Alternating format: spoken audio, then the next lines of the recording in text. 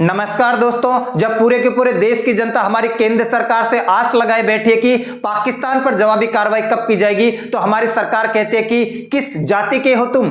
जब पूरे के पूरे देश की जनता हमारी केंद्र सरकार से आस लगाए बैठे कि आतंकवाद को कब ठिकाने लगाया जाएगा, तब हमारी सरकार कहती है कि किस जाति के हो तुम। जब पूरा का पूरा देश ये आस लगाए बैठा है हमारी केंद्र सरकार से कि पाकिस्तान को कब जवाब दिया जाएगा, आतंकवाद को कब खत्म किया जाएगा, आतंकवादियों को कब ठिकाने लगाया जाएगा, कब भारत सरकार सर्जिकल स्ट्राइक करने वाली है, मास्टर स्ट्रोक लगाने वाली है आतंकवाद के खिलाफ और पाकिस्तान के खिलाफ, उस टाइम पे हमारी केंद्र सरकार कहते हैं कि किस जाति के हो तुम, व्हाट इज योर कास्ट, तुम ब्राह्मण हो, क्षत्रिय हो, वैश्य हो या शूद्र हो, तुम जनरल में आते हो, ओबीसी में आते हो, एससी में आते हो या एसटी में आते हो। अरे 22 अप्रैल को आतंकवादियों ने जम्मू कश्मीर के पहलगाम में एक आतंकवादी घटना को अंजाम दिया जिसमें 28 लोगों की जान ले ली थी आतंकवादियों ने। वहां पर आतंकवादियों ने जाति नहीं पूछी थी, धर्म पूछा था। वहां पर आतंकवादियों ने यह नहीं पूछा था कि तुम ब्राह्मण हो, क्षत्रिय हो, वैश्य हो, शूद्र हो।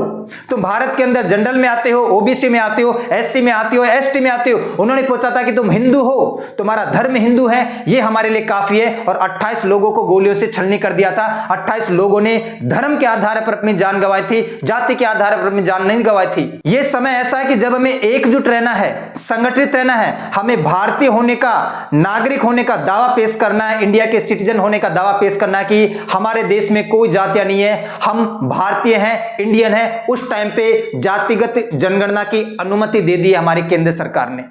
आतंकवादियों ने धर्म के आधार पर लोगों को गोलियों से छलनी किया था, जाति के आधार पर नहीं। और हमारी सरकार ने, टाइमिंग गलत है, मैं ये नहीं कह रहा कि जातिगत आधार पर जनगणना नहीं होनी चाहिए, कास्ट बेस्ड सेंसस नहीं होना चाहिए, लेकिन टाइमिंग गलत है। उस टाइम पे जब हमें एकजुट रहना चाहिए, संगठित रहना चाहिए, उस टाइम पे आप जातिगत जनगणना की अनुमति दे देते हो, तो ये आपकी मंशा दिखाता है कि आपकी मंशा क्या है।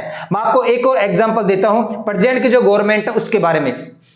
2021 की बात है, विपक्ष ने सरकार से पूछा था कि क्या आप जातिगत जनगणना करवाओगे, कास्ट बेस्ड सेंसस करवाओगे। तो वर्तमान की गवर्नमेंट ने कहा था कि जातिगत जनगणना करवाना समाज को बांटने की तरफ एक कदम है। यदि हम जातिगत जनगणना करवाएंगे तो इससे समाज बट जाएगा, डिवाइड हो जाएगा, ऐसा खुद बीजेपी गवर्नमेंट ने कहा था। और बीजेपी गवर्नमेंट ने यह भी कहा था जवाब में कि सबसे बड़ी जाति गरीबी है। सबसे बड़ी जाति देश की क्या है? गरीबी है। अभी महाराष्ट्र के अंदर 2024 में असेंबली का इलेक्शन हुआ था। उस टाइम में आपने एक फेमस नारा सुना होगा। महाराष्ट्र में बीजेपी की सरकार ने चुनाव से पहले एक नारा दिया था कि बटोगे तो कटोगे, एक हो तो सेफ हो। यदि तुम बटोगे जातियों के आधार पर तो तुम कट जाओगे, एक हो, संगठित हो तो सेफ हो। और यहां पर बीजेपी गवर्नमेंट ने महाराष्ट्र चुनाव में यह भी कहा था कि समाज को तोड़ने वाला जहर है जातियों के आधार पर समाज को बांटना। पहले हमारे जो पूर्वज, हमारे पुरखे हैं, उन्होंने वर्ण व्यवस्था के आधार पर, जातिगत व्यवस्था के आधार पर भारत का क्या हाल कर दिया है। विदेशों में आपको जाति या कास्ट नहीं मिलेगी, इसलिए शायद वो इतना आगे हैं। हम जातियों के आधार पर और कास्ट के आधार पर इतने बटे हुए हैं। अब हमें सुधरने की जरूरत है। हमारे पुरखे ही जातिगत या वर्ण व्यवस्था का जो जहर घोल के गए हैं उससे बाहर हम निकल नहीं रहे। तो वो बीजेपी गवर्नमेंट जिसने 2024 के विधानसभा चुनाव में कहा था कि बटोगे तो कटोगे, एक हो तो सेफ हो, वही बीजेपी गवर्नमेंट अब जातिगत जनगणना करवाना चाहती है। यह कैसी विडंबना है। लास्ट टाइम में, इतिहास में लास्ट टाइम में अगर हम जाके देखें तो 1931 में जातिगत आधार पर जनगणना हुई थी। 1931 का जो सेंसस हुआ था, जनगणना हुआ था, उसमें जातिगत जनगणना भी हुई थी, कास्ट बेस्ड सेंसस भी हुआ था। तो आप अंदाजा लगा लो, लगभग 100 साल का टाइम पीरियड हो गया है। आजादी के बाद पहली बार जातिगत जनगणना होने वाली है। 2021 में तो जनगणना नहीं हो पाई। 2021 में जनगणना नहीं हो पाई। कोरोना का हवाला आखिर हमारी केंद्र सरकार कब तक देगी। अरे 1962 में चाइना के साथ लड़ाई हुई थी, तब ने हमने जनगणना की थी।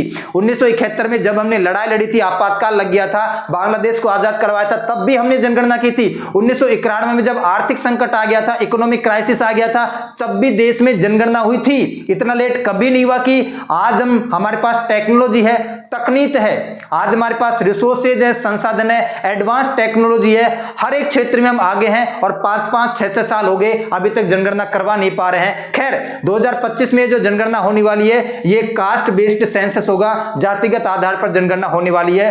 कल बुधवार को सरकार ने अनाउंसमेंट कर दिया है। मैं सरकार से पूछना चाहता हूं कि भाई बेरोजगार देश में कितने हैं इसकी जनगणना भी सरकार करवाएगी क्या? गरीब लोग देश में कितने हैं इसकी जनगणना भी सरकार करवाएगी क्या? प्रश्न तो यह खड़ा होता है कि आप जातियों को तो गिन दोगे, लेकिन कितने लोग देश में बेरोजगार है क्या इसकी जनगणना आप करवाओगे? कितने लोग देश में गरीब है क्या इसकी आप जनगणना करवाओगे? नहीं करवाओगे, मेरी गारंटी है। बेरोजगार या गरीब लोगों को भी आपको गिनना चाहिए, कितने लोग देश में बेरोजगार या गरीब है। सरकार ने दावा किया है, सरकार ने दावा किया कि भाई ये जो अपने देश का राष्ट्र निर्माण है उसमें सहयोग करेगा। जातिगत आधार पर जो जनगणना करवा रहे हैं ये राष्ट्र निर्माण का एक औजार है और हमारे देश के अंदर समाज में सामाजिक और आर्थिक रूप से सुधार लाएगा, सोशल और इकोनॉमिक रिफॉर्म्स किया जाएगा।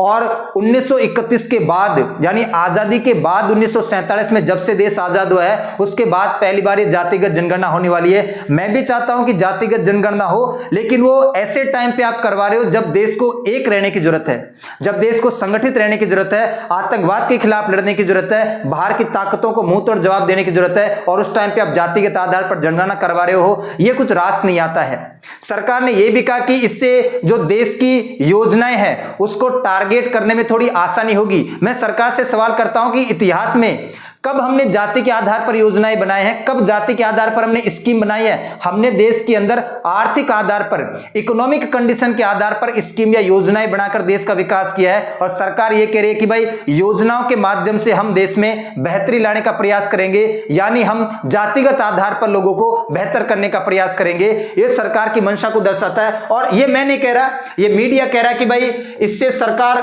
बोल्ड रिफॉर्म करना चाहती है, सुधार करना चाहती है, या केवल ये चुनाव जीतने का एक तरीका है, बैलेट स्ट्रेटजी है। क्योंकि मैं आपको बता दूं कि अभी इस साल बिहार में असेंबली का इलेक्शन होने वाला है और 2027 में यूपी के अंदर इलेक्शन होने वाला है। इस बात को आपको भूलना नहीं चाहिए। और राजनीति की जड़ें जाति से जुड़ी हुई है या जाति की जड़ें राजनीति से जुड़ी हुई है। अपने देश में आपने देखा होगा कि इलेक्शन या चुनाव जब होते हैं, किस जाति के व्यक्ति को टिकट दिया जाएगा या उम्मीदवार कौन होगा, उसी आधार पर पूरी की पूरी स्ट्रेटजी बनती है, पूरा का पूरा एजेंडा तैयार होता है और चुनाव लड़ा जाता है। चाहे वो राज्यों की विधानसभा का चुनाव हो, चाहे वो अपने केंद्र में लोकसभा का चुनाव हो, जाति का वहां पर क्या रोल है, कौन सी जाति वहां पर बहुमत में है, कौन सी जाति का प्रभाव ज्यादा है, उसी आधार पर चुनाव लड़ा जाता है, टिकट दिया जाता है और एजेंडा सारा का सारा तैयार किया जाता है। तो सड़क से लेकर संसद तक जाति का ही खेल है। सड़क से लेकर संसद तक आप पहुंचोगे तो आपको जाति का ही खेल दिखाई देगा। तो यहां पर सरकार यह दर्शाना चाहती है कि भाई जातियों को अगर हम गिन लेंगे तो आने वाले समय में जो लोकसभा का इलेक्शन होगा या आने वाले समय में हम ये कहें कि हमारे देश के अंदर जो विधानसभा का चुनाव होगा उसके अंदर हमें कुछ चीजें अच्छी करने को मिल जाएगी। दोनों प्रकार की मत है, हम किसी पॉलिटिकल मत में नहीं जाएंगे, लेकिन जो मेन काम यहां पर है, जो विपक्षी पार्टियां दावा कर रही है वो ये दावा कर रही है कि भाई बिहार में इलेक्शन होने वाला है 2025 में, यूपी में इलेक्शन होने वाला है 2025 में, एक ऐसे समय में जब देश आतंकवाद से जूझ रहा है, पहलगाम जैसी घटना हो गई है, धर्म के आधार पर लोगों को मारा गया, जाति के आधार पर लोगों को नहीं मारा गया, और यहां पर हमारी सरकार जातिगत आधार पर सेंसस करवाना चाहती है। तो इससे सरकार गरीबी जैसा जो अपना मेन मुद्दा उससे भटकाना चाहती है, बेरोजगारी जैसा मेन मुद्दा उससे सरकार भटकाना चाहती है, पहलगाम घटना से लोगों को भटकाना चाहती है सरकार, ऐसा भी लोग कयास लगा रहे हैं। ऐसे भी मैंने बहुत सारे कमेंट पढ़े हैं। और मेरा जो पर्सनल जानना है सरकार से वो ये है कि भाई आप जाति गिनवाओगे क्या, विकास या डेवलपमेंट कितना हुआ ये भी गिनवाओगे क्या? आप जाति गिनवाओगे तो आप क्या ये भी गिनवाओगे कि क्या कितने लोग बेरोजगार हैं? आप जाति गिनवाओगे तो क्या ये भी गिनवाओगे कि किस जाति में कितने लोग बेरोजगार हैं? आप जाति गिनवाओगे तो क्या यह भी गिनवाओगे कि भाई कितने लोग गरीब हैं? आप जाति गिनवाओगे तो क्या यह भी गिनवाओगे कि कितने लोग किस जाति में गरीब है? और आंकड़ा, ये जो जातिगत आधार पर जनगणना होने वाली है, बशर्ते मैं भी मानता हूं कि इससे रिफॉर्म तो होगा, सुधार तो होगा, किस जाति में कितने लोगों का विकास हो चुका है, किस जाति में कितने लोगों का विकास नहीं हो पाया है, कास्ट के आधार पर हम क्या कर सकते हैं, लोगों को टारगेट कर सकते हैं विकास या डेवलपमेंट में। लेकिन सरकार ने यू टर्न ले लिया है। 2021 में सरकार ने कहा था कि जातिगत आधार पर जनगणना नहीं करवाएंगे, समाज को बांटने का प्रयास है। वही बीजेपी गवर्नमेंट जिसने यह कहा था कि सबसे बड़ी जाति गरीबी है, वही गवर्नमेंट जिसने महाराष्ट्र के इलेक्शन में बीजेपी गवर्नमेंट ने कहा था कि एक हो तो सेप हो और अगर तुम बटोगे तो कटोगे, ऐसा कहने वाली बीजेपी गवर्नमेंट इतना बड़ा यूटर्न कैसे ले सकती है? सबसे बड़ा प्रश्न यही है कि इन आंकड़ों का युग, ये जो सेंसस होने वाला है 2025 में, इन आंकड़ों का यूज सरकार विकास के लिए करने वाली है या चुनावी रोटियां सेकने के लिए करने वाली है? और मैं आपको आगे आने वाले समय में बता रहा हूं कि अपने देश में डिलिमिटेशन भी होने वाला है, परिसीमन भी होने वाले हैं। आने वाले समय में लोकसभा की सीटों का विस्तार किया जाएगा, आने वाले समय में राज्यसभा, जो राज्यों में विधानसभाएं हैं, इनकी सीटों का भी विस्तार किया जाएगा। तो शायद इनकी सीटें हो सकता है जातिगत आंकड़ों का ध्यान में रख के सरकार उसको भी बेस बनाकर जातिगत आधार पर भी ये जो आने वाले समय में डिलिमिटेशन होने वाला है, लोकसभा और राज्य की विधानसभा की सीटों को बांटने का प्रयास किया जाएगा, उसमें भी सरकार शायद इसका रोल निभा सकती है। तो भविष्य में देखना होगा कि सरकार विकास के लिए, सुधार के लिए, समाज सुधार के लिए इसका यूज करती है या चुनावी रोटियां सेकने के लिए। बिहार में चुनाव आ रहा है या यूपी में चुनाव आ रहा है, इसके लिए ऐसा करना चाहता है? आप कमेंट में जरूर लिखना, ठीक है? तो आज के लिए इतना ही करते हैं, मिलते हैं नेक्स्ट क्लास में। तब तक के लिए सभी को धन्यवाद।